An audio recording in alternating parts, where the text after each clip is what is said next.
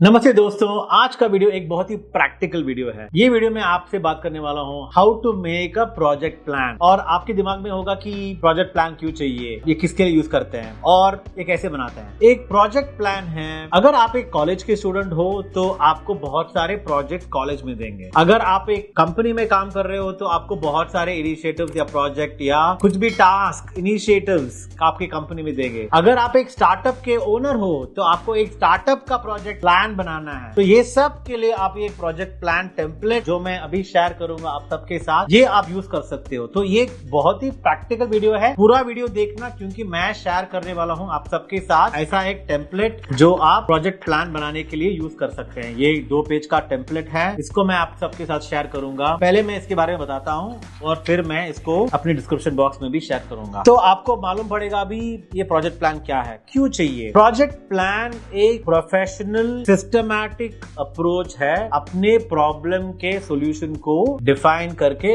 Execute करने के लिए, इंप्लीमेंट करने के लिए। अगर आप एक कुछ भी प्रॉब्लम का सॉल्यूशन ढूंढ रहे हो तो सिस्टमैटिक अप्रोच में इसको देखना पड़ेगा। ऐसा नहीं कि प्रॉब्लम है सॉल्यूशन ढूंढो, ऐसा नहीं है। प्रॉब्लम है तो प्रॉब्लम क्यों आया, वो रूट कॉज क्या है उसका, उसको सॉल्यूशन करने के लिए आपको क्या क्या चाहिए, क्या टूल्स चाहिए, रिसोर्सेज चाहिए, लोग चाहिए, ये सब एक प्रॉपर तरीका है। मैं आपको एक इंपॉर्टेंट फैक्ट बता सकता हूँ कि जितने भी लोगों से मैं मिला हूँ, जुला हूँ, काम कर रहा हूँ, शायद 70-80% लोगों को प्रोजेक्ट प्लान बनाने का दे डोंट नो, उनको मालूम नहीं है। तो एक प्रोजेक्ट प्लान का पहला जो टेम्पलेट में स्टार्टिंग होता है उसी से शुरू करता हूं। तो प्रोजेक्ट प्लान में पहला चीज है बैकग्राउंड ऑफ द प्रॉब्लम और प्रोजेक्ट और इनिशिएटिव। बैकग्राउंड में आपको लिखना चाहिए what is the reason for this project और इनिशिएटिव, इसका मकसद क्या है, क्यों आप ये प्रोजेक्ट बना रहे हो, क्या प्रॉब्लम आप सॉल्व करना चाह रहे हो, number 1। Number 2 is intent. Intent का मतलब है ये प्रोजेक्ट से बेनिफिट क्या आएगा, प्रॉब्लम जो सोल्यूशन आप बना रहे हो उसका बेनिफिट पब्लिक को या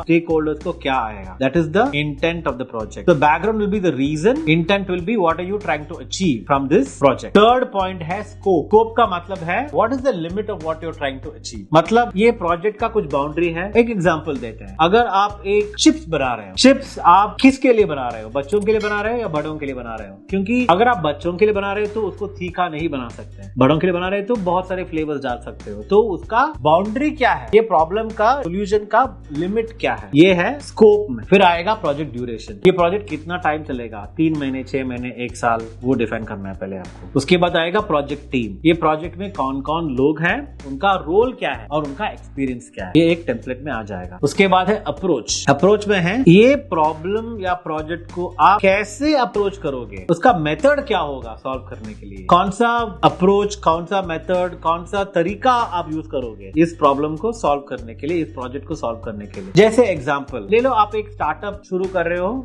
जैसे फूड डिलीवरी, ये फूड डिलीवरी का प्रोजेक्ट प्लान आप बना रहे हो। ये प्लान बनाने का आपका तरीका क्या होगा, ये बता सकते हो कि मैं इस पहले मार्केट स्टडी करूंगा कि यहाँ पे एरिया में लोगों को क्या तरह के खाना पसंद है। फिर आप डेटा कलेक्ट करोगे, इंटरव्यूज करोगे लोगों के साथ, ये सब डेटा कलेक्शन में होगा। तो एक अप्रोच है। तो ये प्रॉब्लम को सॉल्व करने के लिए आपका तरीका क्या है। उसके बाद आएगा आपका टाइम प्लान। तो आपका माइलस्टोन्स क्या है, पहले महीने में क्या खत्म करना है, दूसरे महीने में क्या खत्म करना है। तो पूरा 1 साल का प्लान अगर है तो उसको आपको महीने या क्वार्टर में ब्रेक डाउन करना पड़ेगा, माइलस्टोन डालना पड़ेगा और टारगेट भी डालना पड़ेगा। वो आएगा पॉइंट नंबर 7 में। पॉइंट नंबर 8 में आएगा रिजल्ट्स और आउटकम। पहला है प्रोजेक्ट आउटकम, दूसरा है बिजनेस आउटकम। प्रोजेक्ट आउटकम में आएगा what will be the result, ये प्रोजेक्ट का रिजल्ट क्या होगा। मतलब ये प्रोजेक्ट का रिजल्ट हो सकता है कि मैं ये प्रोजेक्ट करने के बाद एक फूड डिलीवरी का ऐप रेडी करूंगा। बिजनेस आउटकम क्या है, ये प्रोजेक्ट मैं लॉन्च करने के बाद मुझे $1 मिलियन का रेवेन्यू आएगा 1 साल के बाद। तो वो है डिफरेंस, प्रोजेक्ट आउटकम एंड